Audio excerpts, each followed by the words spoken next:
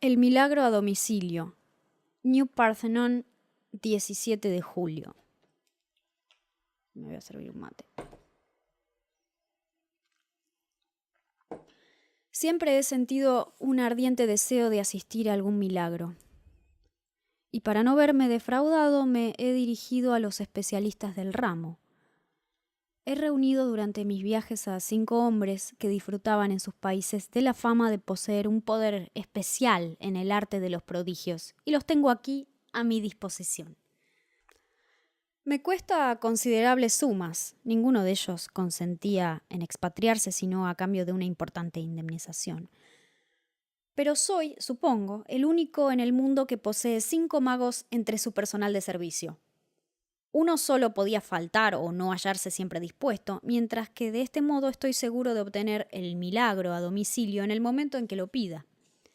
El primero de estos taumaturgos es tibetano y se llama Adrup Gumbo.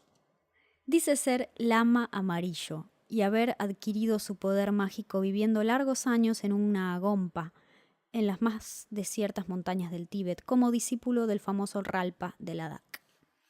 El segundo, Tiufa, es un negro Wambahue del África Oriental y era considerado entre las gentes de su tribu como el dueño absoluto de la tierra y del cielo.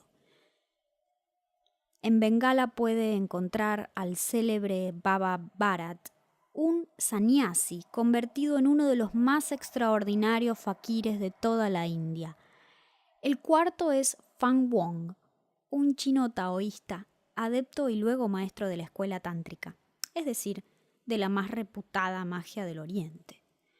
El último es un europeo, Wolarek, que pretende hallarse en posesión de las más antiguas tradiciones iniciadoras y afirma ser uno de los jefes del ocultismo occidental. No ha querido decirme nunca dónde nació.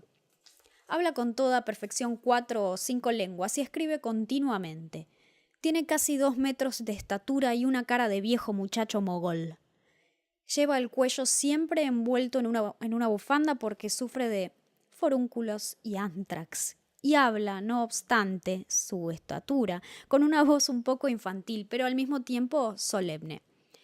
Creí haber escogido bien y poder al fin satisfacer el deseo de asistir a algún milagro entero y verdadero. Esto hubiera sido de cuando en cuando un remedio contra el horrible aburrimiento que me persigue en estos tiempos. Cuentas equivocadas, esperanzas vanas, al menos hasta ahora. Y hace más de un año que estos archimagos viven a mis espaldas. No he conseguido ver nada que se pueda llamar un milagro.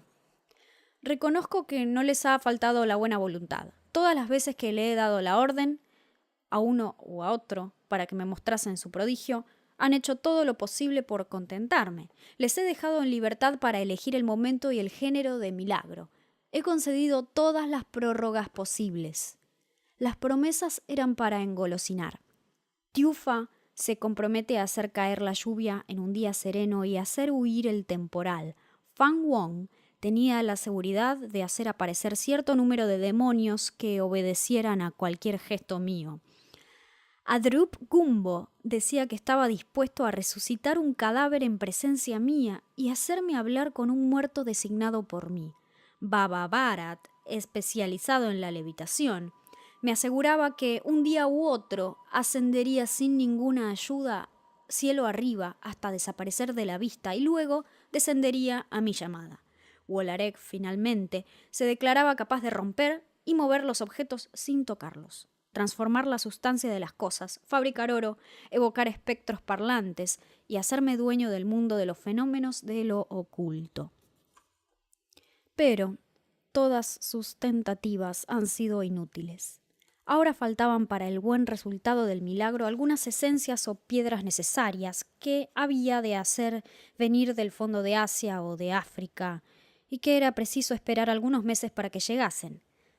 Otra vez eran contrarias las fuerzas cósmicas o no eran favorables las conjunciones de los astros, lo que hacía necesario aplazar la ceremonia, o bien el mago caía en una especie de catalepsia para realizar la tarea y manifestaba al despertar que un ocultista enemigo suyo se había enterado desde lejos de la operación que se estaba preparando.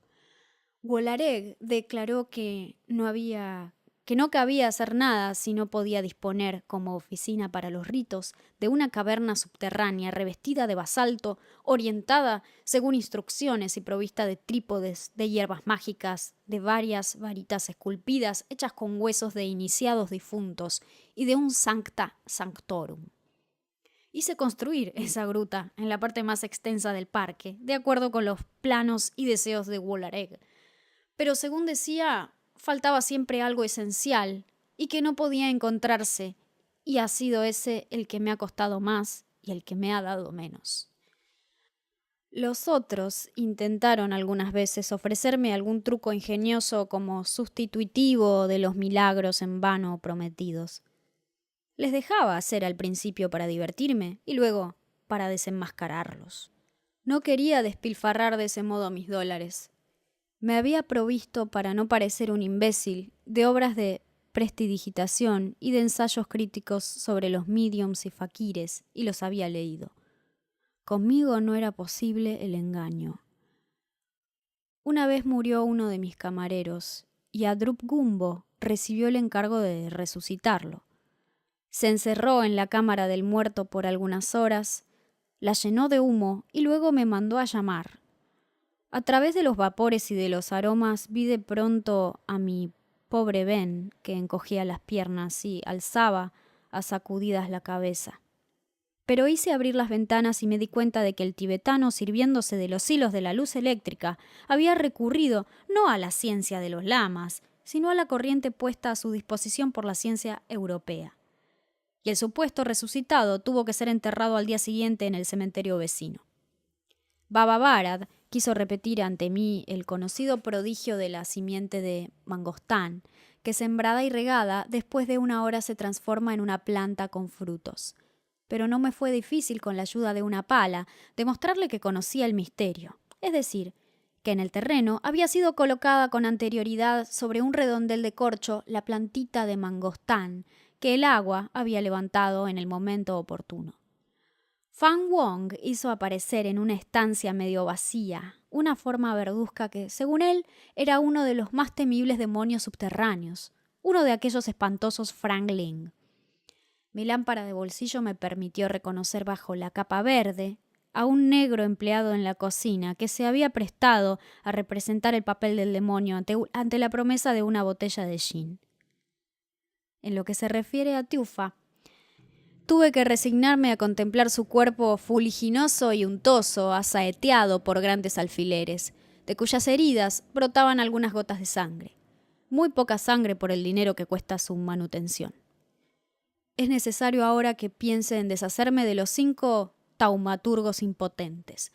Wolareg, desde la altura de sus 2 metros, asegura que falta el aura, la atmósfera magnética, que este país materialista no permite las manifestaciones de la pura energía espiritual. Y, en fin, que mi escepticismo paraliza sus poderes y los de sus colegas.